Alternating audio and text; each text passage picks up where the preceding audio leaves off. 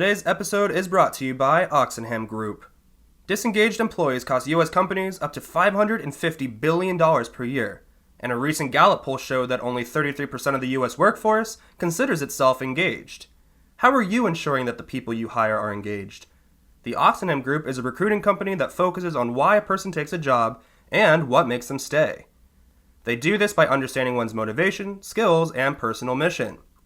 Oxenham's proprietary process focuses on three main areas: sociologist-prepared questions, IBM Prove-It assessments, and Gallup Clifton strengths.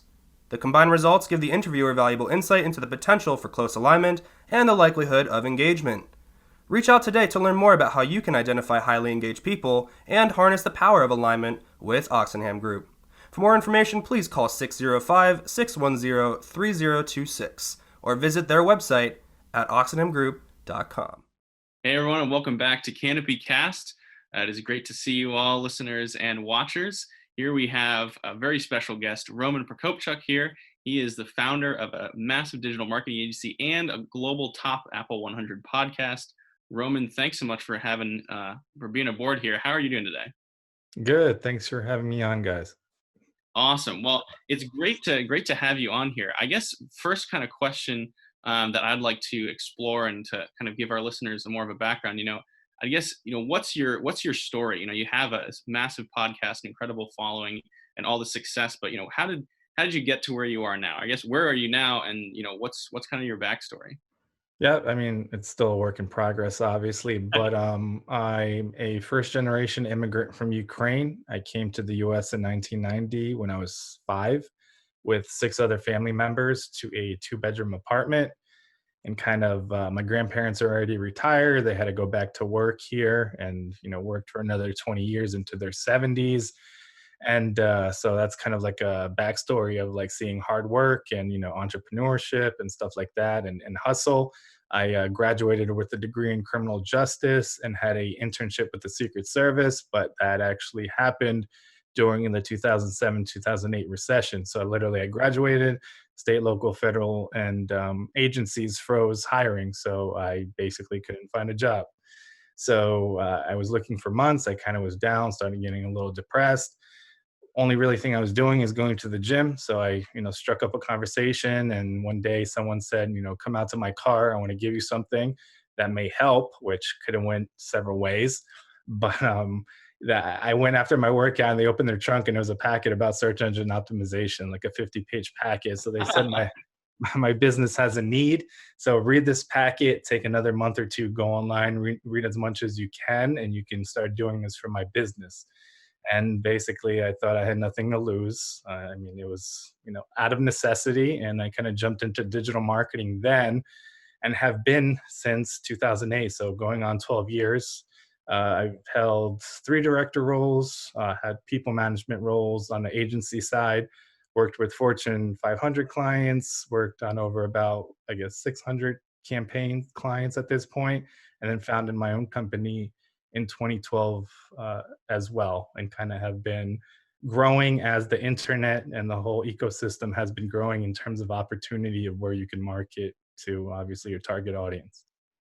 That's fantastic, Roman. Thanks so much for sharing both the professional side and then the personal side of being a first generation immigrant, having that kind of experience of, like you said, seeing that hardship, seeing that hard work and that kind of grit. I guess just I just have another quick follow-up question there. What was that like for you in terms of moving to the United States, having all these experiences, and then kind of internalizing that? Like, how does that still affect your work ethic and your kind of mentality today? Yeah, so I was 5 when we came over. We had to go through Vienna, Austria, and Rome, Italy. So I think having kind of a world view and seeing how other people live and how things function. Obviously, back then I wasn't aware of marketing or the economy at 5 years old, but I did see the struggles my parents and grandparents went through, and then how we basically came here with nothing because at that point it was still the USSR. So you had to kind of forfeit your citizenship, come here, we had a sponsor, and then really start with what you had in your pocket and the clothes on your back. So literally from zero. And then my father went down to build a construction company. And like I said, my grandfather also worked for for 20 years. So I think that and coming over and having to learn the English language, which at 5 years old, it was a great time because your mind isn't formed yet. So if I came here maybe when I was 15, I would have an accent permanently, but still speak fluently. So I think it was a good time to learn a language and a culture because I was so young. So it was a lot easier to be assimilated into society. Yeah, that's incredible. And I guess, talking about now, we're talking about how does that affect you today in terms of, the virus and what's going on in the world. It's incredible to see, how things have gone badly in different places, but there's a kind of a worldwide compassion and kind of human interaction that's been going on from the virus, and it's fascinating to see that. And I guess for you, in the digital realm, like kind of like us, us running Chameleon, which is another kind of agency that does a lot of tech stuff. We do a lot of digital stuff as well. It's been interesting to see how the industry has kind of had to shift a little bit and a lot of it in different ways and different manners of getting services to people. We have people who run restaurants, run wineries and stuff who are struggling in a lot of ways. A lot of folks, whether they're being laid off, the companies are going under. There's a lot of bad things happening in the world, but it's fascinating to see the way people are coming together. What has been your experience of that, since the virus in both the personal and the kind of professional environment? Yeah, personal. I mean, caveat, I'm a foster parent. So since this happened, I have 4 kids under the age of 6. So I am accustomed to working remotely because my whole setup for the last, I guess, I would say 4 to 5 years is remote. Having 4 kids under the age of 6 is a different dynamic. And all of them have gotten placed within a week of the whole shelter in place thing going into effect. So we were still learning, what makes them tick, how they've, experienced life until now, what's happened to them, what triggers them.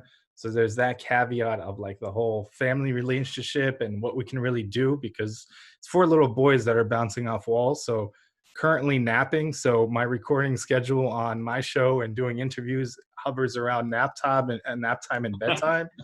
So that basically is the guiding factor in my life right now. But yeah, I see a lot of like in terms of like professional and personal, a lot of touching base more so than there was before, I guess, the pandemic. So I think I'm in more communication, I guess, with family members, my mother-in-law, my mom, people like that, kind of on a daily basis, especially like more elderly family members. And also, I guess, professionally touching base, connecting with people I may have lost touch in, seeing how we can collaborate, help each other, or give back, I guess, to the greater good going on of people just trying to help out. Yeah, yeah. That's a, sorry, Jam, were you about to say something? Oh no, you go ahead. I do have a thought, but go ahead, Mike. Okay, I just had a quick follow up question, and then I'll go over to Jam. But how did you first get into foster parenting? That is such an amazing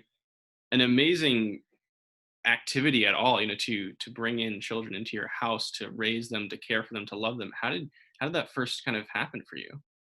Yeah, so we got licensed May 31st, 2018, and got our first placement the next day, June 1st, 2018.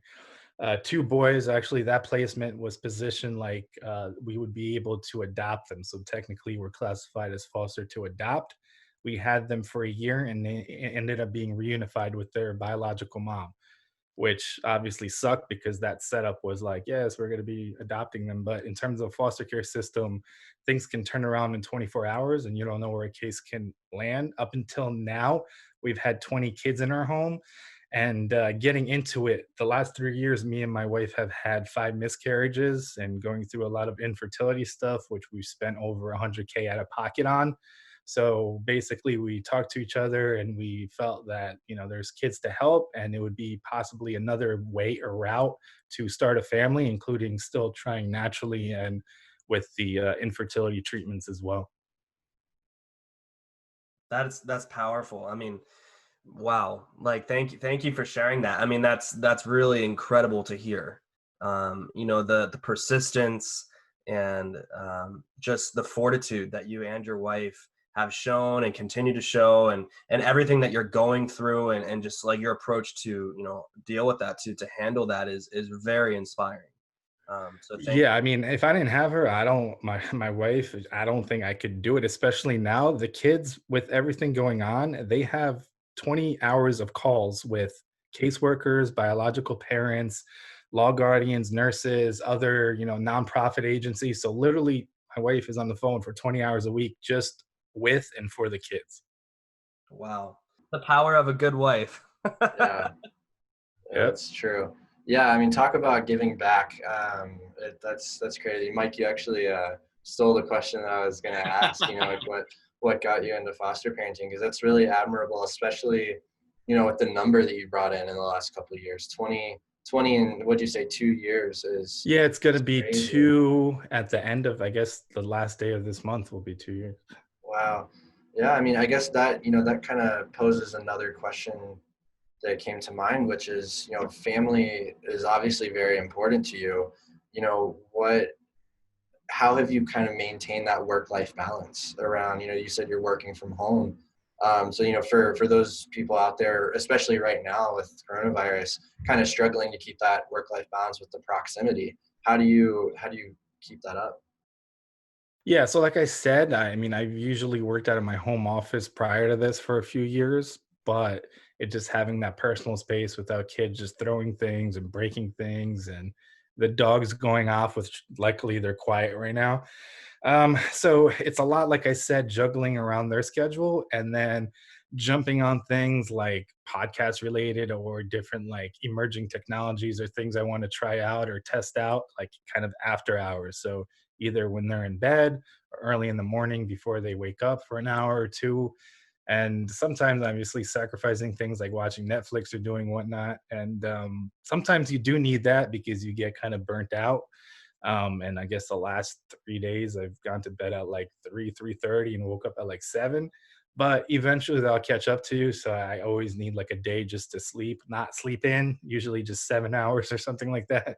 But just kind of recalibrate and reposition in that way. And finding any downtime, you have 15, 20 minutes, you can, mess around or like, browse your phone or go on Facebook and scroll around, or you can sit down and, reach that much closer to whatever goal you had or whatever else you wanted to learn real quick. Awesome. Thanks for sharing. Yeah, I think that's a fantastic mindset too. I think so many people in so many situations are complacent. It's kind of like, what's the minimum I can do? What can I get by with? Okay, like that's it. That's all I'm gonna do. I'm done. And from listening to you, it's very much the opposite. It's going to bed late and getting up early, and the 20 minutes between naps, between lunch and snack, all of that stuff. Like you take advantage of the time and the opportunity and you act on that, and I think that's a fantastic approach. And um yeah, it's great. I love it. Yeah, I think you touched on it, like complacency. So in my sense, if I start feeling complacent, it breeds like mediocrity for me. I start like taking it easy, taking my foot off the pedal. And I think as soon as you become complacent, it's kind of the death of innovation. You become comfortable, like as a person or as a business, we don't have to, improve this product. We're dominating the market. Well, look at the Fortune 500 companies. 50 years ago, that was totally different. And they thought they didn't need to innovate, or stores like Toys R Us thought they didn't need an e-commerce presence and they just got wiped out. So Yep. That's so funny. I say that phrase, innovation, or sorry, not innovation, gosh, complacency is death all the time. It's so true. And it's true for, every aspect of your life. Mm. Yeah, Yeah, I mean, and I think, Chris, go ahead. Do you have yeah, I was just gonna say, I think you're right, John. I think complacency is death with every aspect, whether that's with your family, your relationships, your loved ones, your wife, whether it's work in the profession, career, anything and everything. I think I think that's right. I think complacency is death. yeah, it's just not putting in the work. You get lazy and then you just, hang out, which I'm not saying sometimes you do need your downtime Yeah, and of course, of take a course. rest, go on vacation, whatever. But when it becomes a habit, you take your like good habits and you swap them out with bad ones like laziness or not willing to learn or innovate, then that starts catching up to you and you start like it's hard to get out of that mindset when you shift over back to something that's not, of drive, or you're driven, or you're trying to reach something in that sense as well. Yeah, and I think you touched on something really important as well, that, what you do with those 15 or 20 free minutes that you get is really important. And I think that makes the difference between, successful people and those that, have the potential, but they're not quite there yet, is what are you doing in those 15 to 20 minutes? Are you going and improving, or are you sitting there saying, oh, if it's only, 15 or 20 minutes, I might as well just wait till the next meeting and scroll on Facebook for a second. It's true. You have to use the time that you have, but it's also really important, like you said, to know when to slow down, when to take a break, and rest. Yeah, I think it's improving and adapting. And then people complain, like, I don't have time or enough time to work out. I mean, sometimes I like every hour will stop and do like 20, 30 push-ups or dips, or just stop and go walk around the block and come back or whatever. Like, and I think that helps a lot with mental clarity. Also, if you add some kind of physical fitness component, it, raises your endorphin levels. I think I can think a little bit more clearly if I've been sitting all day. So I think there's always time for that. Even when people say I don't have time to work out, there's always, I mean, you can't complain about 5 minutes or taking the time that you would, just sit there on a 30-minute break and do nothing, then just walk or do something, at least a small step to possibly then, take a bigger step, but not even a bigger step, because all those small steps can add up to, something big in terms of an achievement or a goal in terms of weight loss or fitness. Yeah. Yeah, talking about all of the being able to use your time really efficiently, being able to not be complacent, not kind of fall into that mediocrity.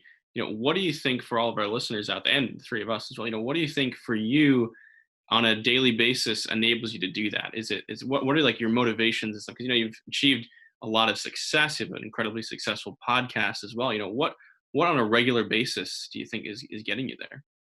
Yeah, I think it's just like I don't have a choice, or like I don't have a choice mentality. My grandfather passed away last February, and there was a lot of times he talked about how proud of me he was and stuff in terms of being a foster parent and what I've done professionally as well and personally.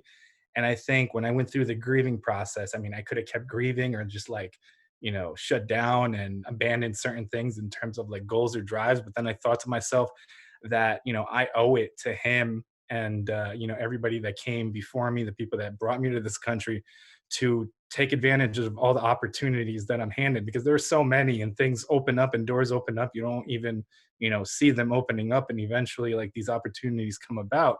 So but if you don't try, if you shut down and you don't do anything, they're never gonna result in anything. I mean, perfect example, like people always say about TikTok, it's the wrong demo or whatever. I think with the pandemic, it's gotten a lot older because it's forced people to the platform. And I've just been messing around with it. So the content on there is primarily trying to help other foster parents and my foster, care experiences. So through that, somebody reached out. They saw one of my TikToks, a magazine in New York City, that they were doing a COVID piece about what it's like having children, and that came about that. They interviewed me, and then I had one thing. The highest video I've had was I guess 90,000 views at this point, which is okay. I mean, the next is I guess six figures. I want to hit 1 million video, but without me doing that or trying that or just thinking it's stupid, it may not serve my business purpose or my clients, I would have never gotten that interview or have 90,000 people see and relate to my experience and then share similar experiences and like words of encouragement, and kids that have been in the foster care system say, I aged out. In that time, I was in 50 homes that all sucked. I wish I was at a home like yours, or you seem like you're really doing a good job. Keep doing it. Because I mean, you do get discouraged a lot of the time with the cracks in the system, bad caseworkers, things that the kids aren't getting that you're advocating on their behalf for. And that's like always, that encouragement there, either with that or in other aspects of your life. When somebody notices, or I really see what you're doing, keep going, even though, you don't think people are watching, they are seeing what you're doing. Mm, that's really, really powerful.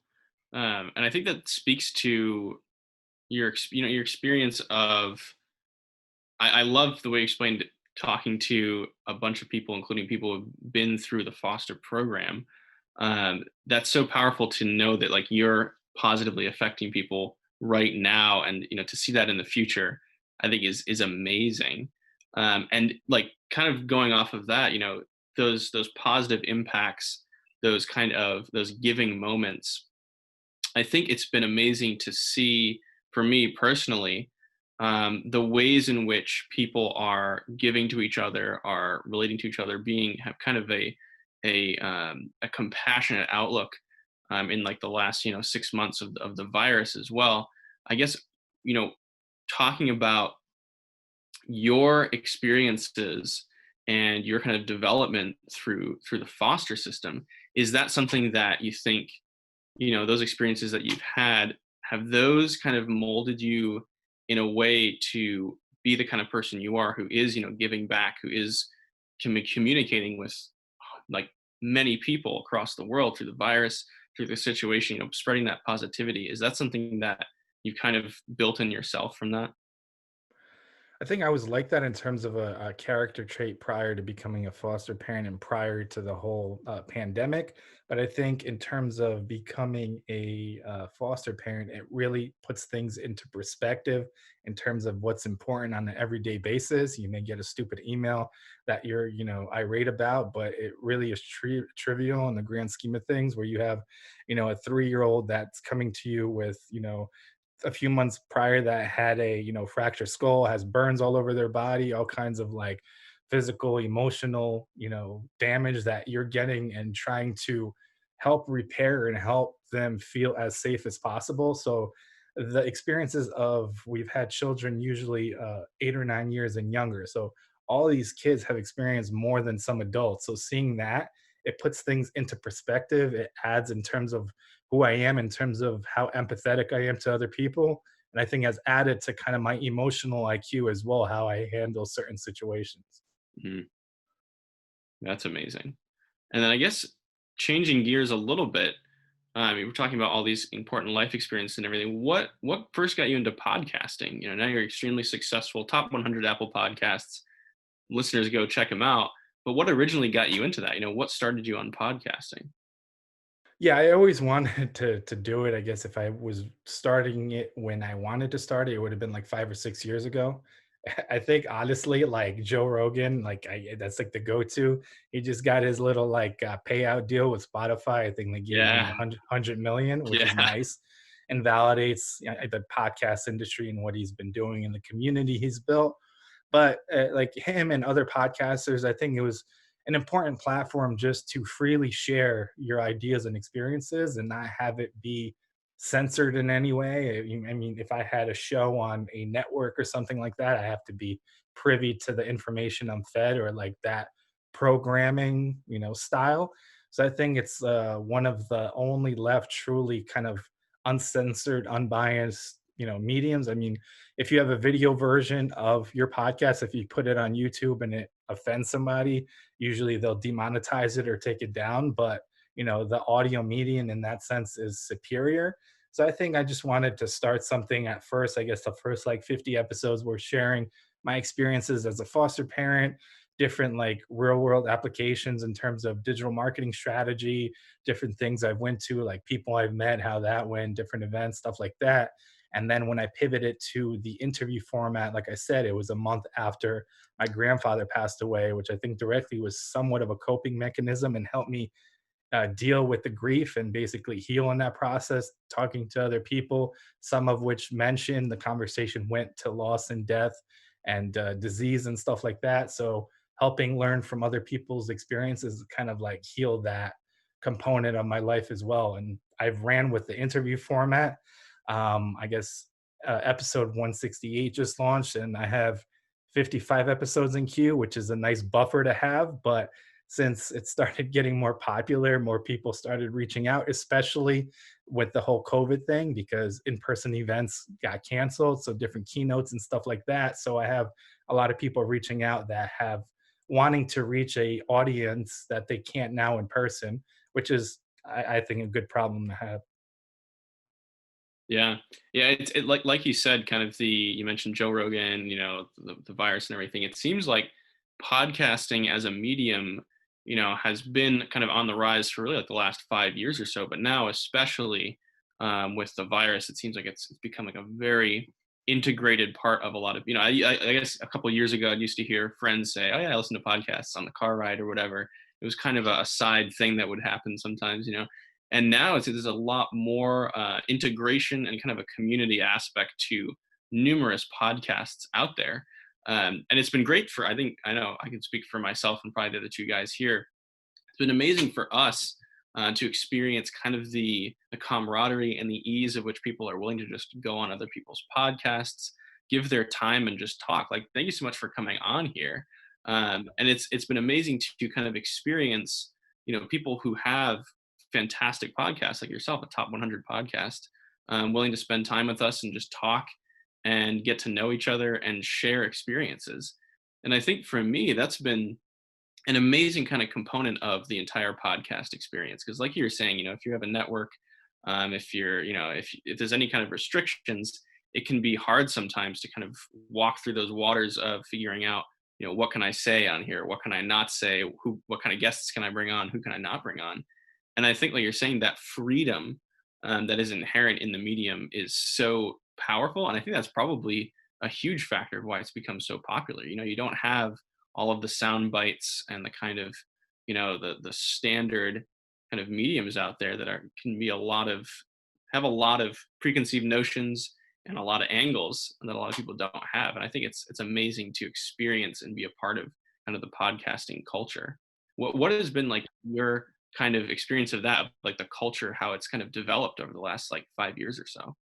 Yeah, I mean, it's pretty cool. And I think, I guess you touched on it as well. There's that level of kind of authenticity. It's not like quote unquote fake news where you're like making things up. You can, fact check people, but usually it's an authentic, or you try to have it be an authentic conversation that adds value to the listeners, which is, the best thing you could do. I mean, I've had people come on and just try to plug things away, and you're not going to get far or, in terms of visibility that way, in my opinion, because listeners aren't trying to hear all that. They're trying to hear like a genuine, authentic, approach, or what makes that person as a guest tick, or what they've been through in those experiences, and learn from those experiences. And I think even if you do have a business or whatever your goal is to have a podcast or be a guest, the more authentic you are and not think about plugging things and promoting things, but basically sharing your life experiences and what you've learned, that helps you actually connect to your target audience, because that listener learns of who you are, and maybe you align with their viewpoints and their values,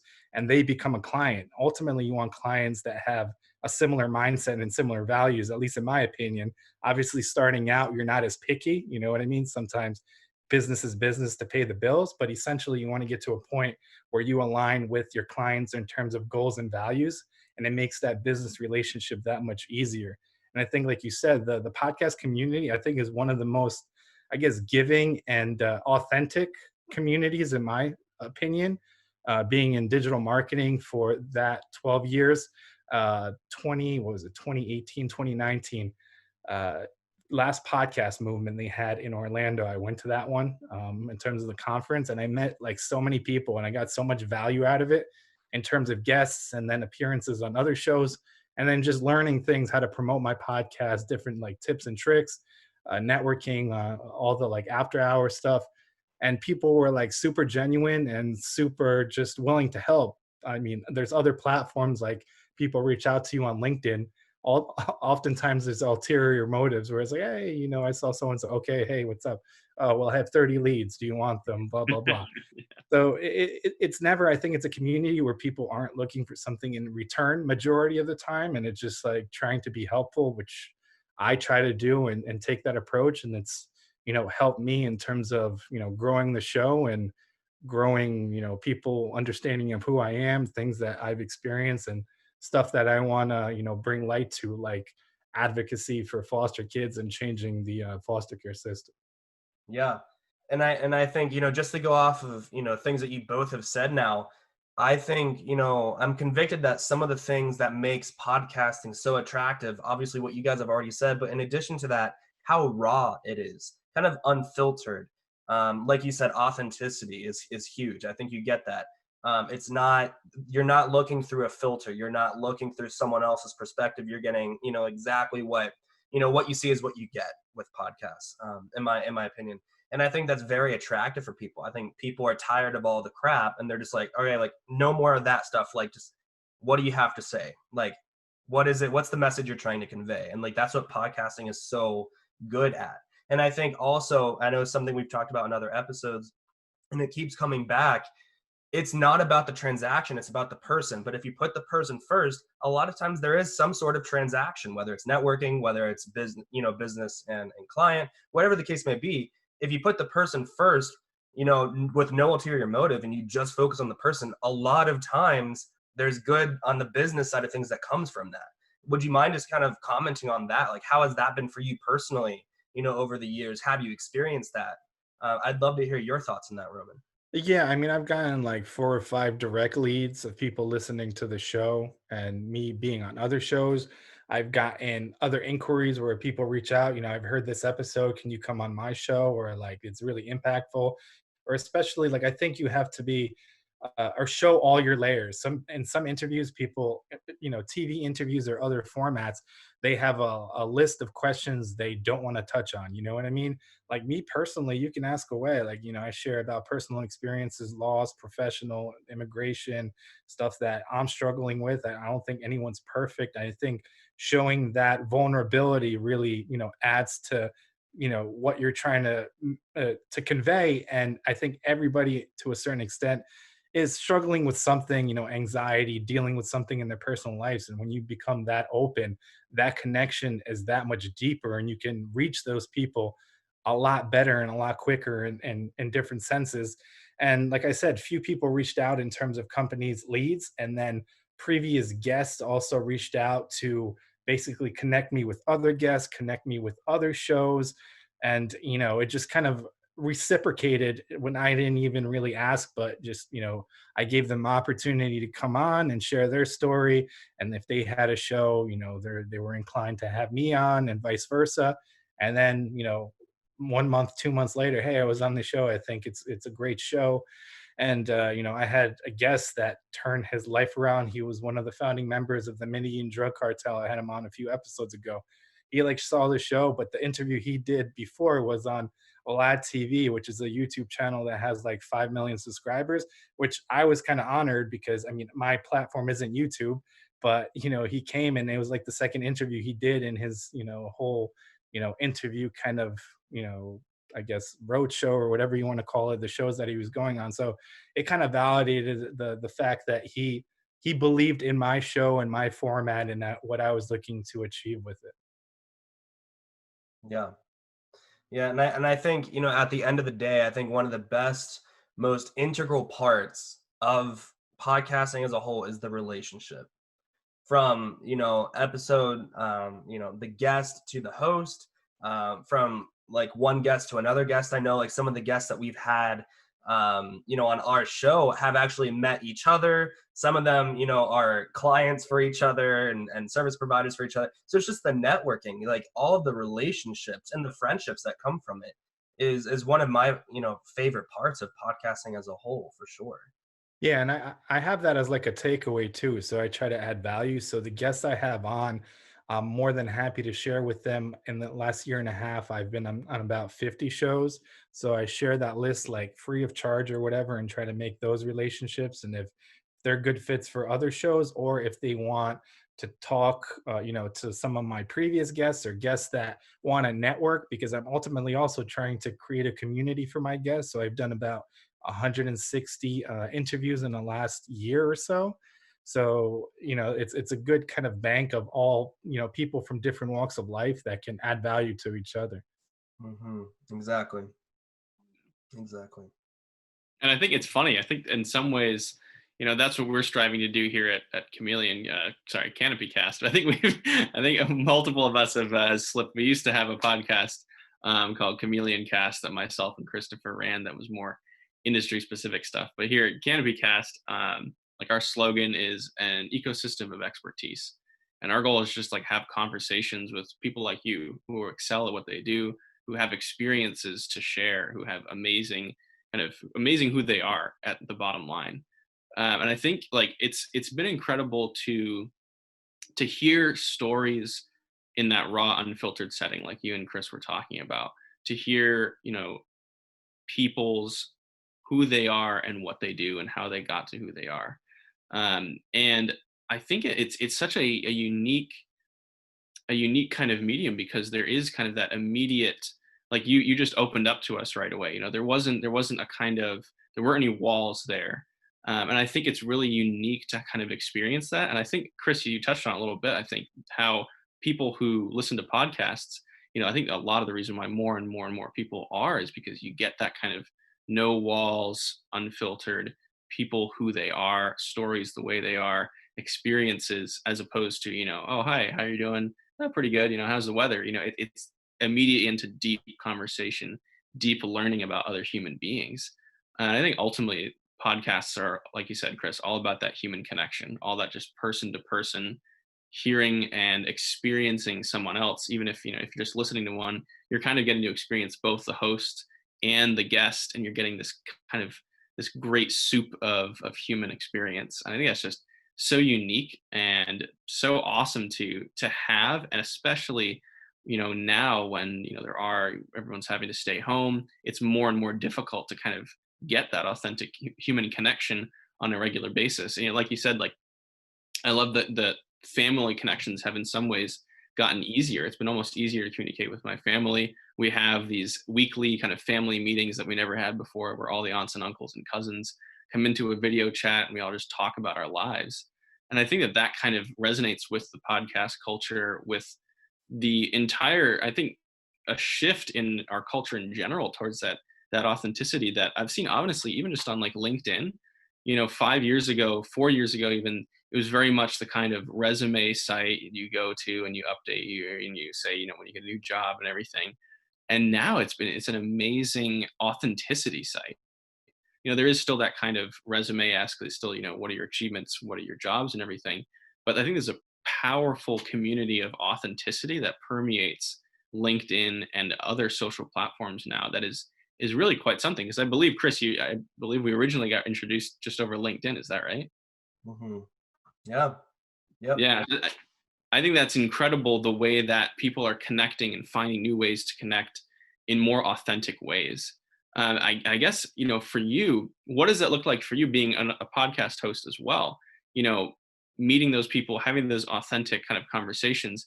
How has that experience been like for you to kind of gain those insights into numerous, incredible people? It's great. And I actually thought about maybe writing a book after I get to like a milestone episode, and maybe hopefully, 500 or something like that, because I follow a format where obviously they talk about their journey and the conversation can go anywhere, but usually what makes them tick, what motivates them, weaknesses they've turned into strengths. And obviously I can go through each episode and have identified each of those things and see what overlaps and, what people think about how they got to where they are now. Some of the hurdles may be the same. So I think just learning from other people's perspective, and maybe being on some topics, maybe being a little hard-headed, I guess, closed-minded, and then they really like presenting a different perspective. And I think it's an environment where it's like a safe environment. You're not like being called names for the way, you're feeling, or, the point of view you have. And then, maybe even thinking about things a little differently based on the guests and what they, presented in terms of information or some of the life experiences they've had. So I think it's an ongoing kind of learning experience, and has gotten me interested in some of the things like, brain development. And I had a doctor on. He helps fortune companies avoid risk in terms of kind of like the behaviors they do to make decisions. And oftentimes a lot of those decisions are in the heat of the moment and guided by emotion, so taking emotion out of the situation. So I learned a lot from that episode, and I think I take at least one thing out of each episode that I do in terms of the interviews I have on my show, and then vice versa, the interviews I do on other shows as well. That's fantastic. I guess a little bit of a loaded question that I have for you then. What is your favorite podcast episode that you've ever done? I mean, I would say that 164, the guy, because he has an interesting story of redemption. He was basically the accountant and founding member for the Medellin drug cartel, and he came from a clean cut background. He was the youngest member of the or employee of the Federal Reserve Bank, and then he was in Miami at the time. and his boss said, "Hey, I'm starting an accountancy. Let me, can you help me out?" He spoke Spanish, so one of the clients was a bodega, and then he went to do it for the bodega, and there was hundreds of thousands of dollars moving each day through this little store. And he asked the people, "What is going on here? Like, you're selling like 5 cans of food," and they're like, "We're drug dealers." And then he kind of like, got seduced by the money and power. He was in his early 20s and had, millions and millions of dollars in the late 70s and 80s. And that made him still feel empty. He didn't get enjoyment out of it, and he kind of came clean at a certain point, served jail time, found God, had a story of redemption, kind of reconnected with his family. So a lot of like interesting points. And outside of that, I'm interested in kind of not necessarily like gang culture, but structure of mafias, different things in terms of like what makes them tick.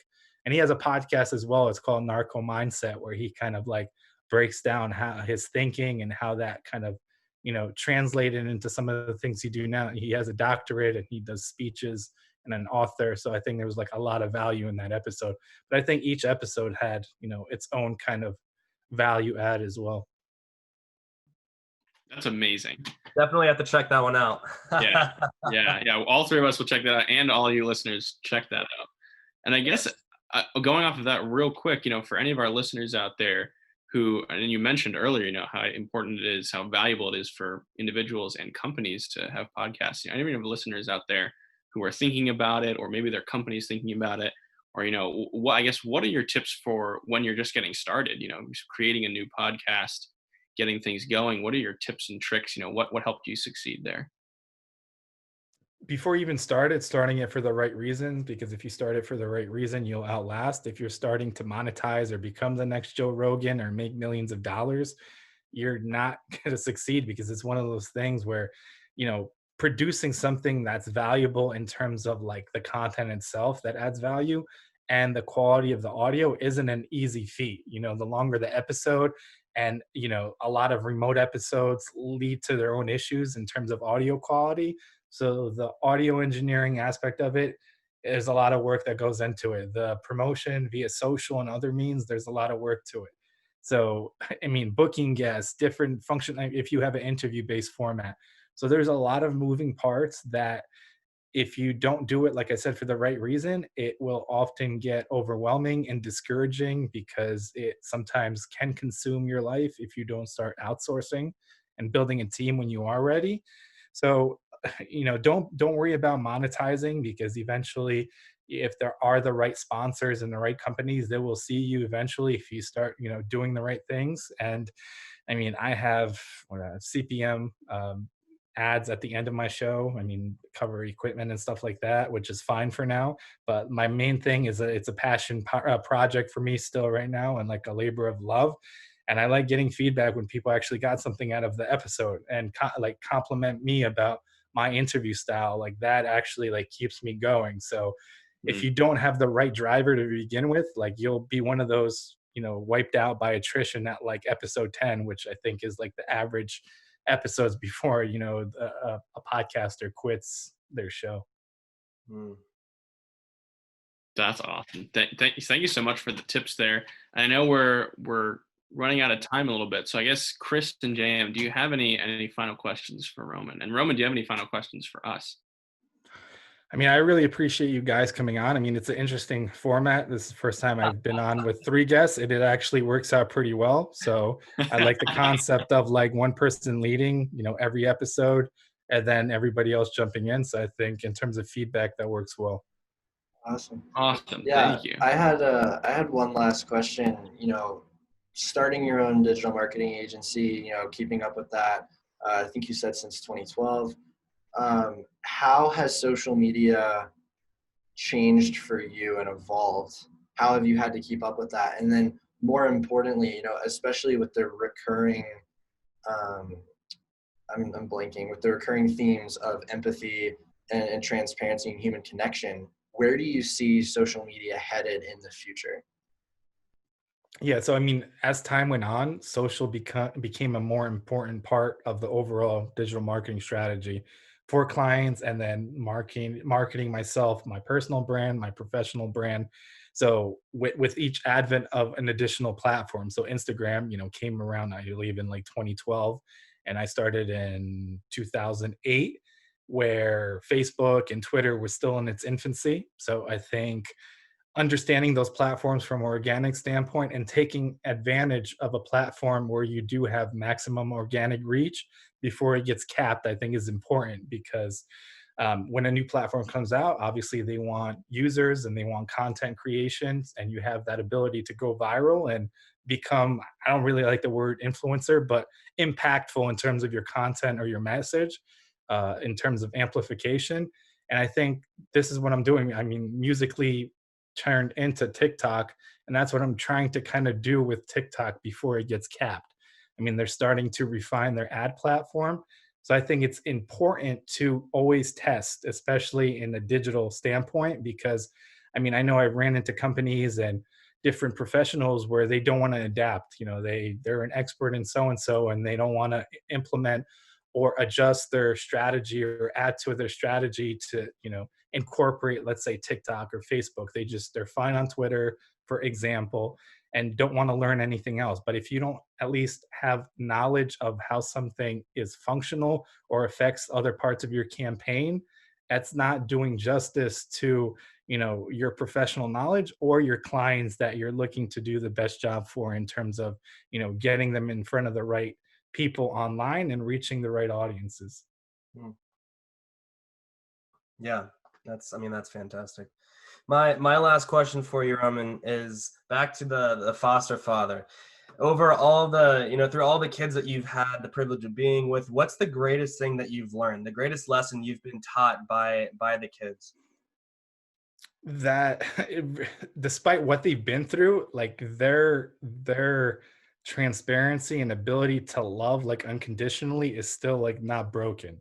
So I mean, a lot of them don't have fathers, some of them don't have mothers, and they come in and call my wife mom and dad, some of them right away. We're not asking them to do so, but in terms of like a safety thing. So I think regardless of all these things that have happened to them that are traumatic, that they've been through in, let's say, 4 years of their life, that most adults won't experience, they still are able to love and connect and are looking for affection and giving that back as well. So I think seeing that, and how, there's like 700,000 kids in a foster care system. So if kids aren't helped or driven or pointed in the right direction or help them deal with all the traumas they've been to, you're just, creating shells that, are going to be, damaged in that sense in the future, and won't have usually a healthy release if they haven't been shown a way to either, accept what happened to them, comfort them, and help them heal. So Mm. Well, thank you. Well, Roman, thank you so much for coming on and for spending this time with us and having this conversation with us. We'll be sharing all of your podcast information. Everyone go check that out. And Roman, thank you so much for coming on with us. It's been a real pleasure. yeah, my pleasure. Thanks for having me on. Of course. And until next time, folks, this has been Canopy Cast. We'll catch you later.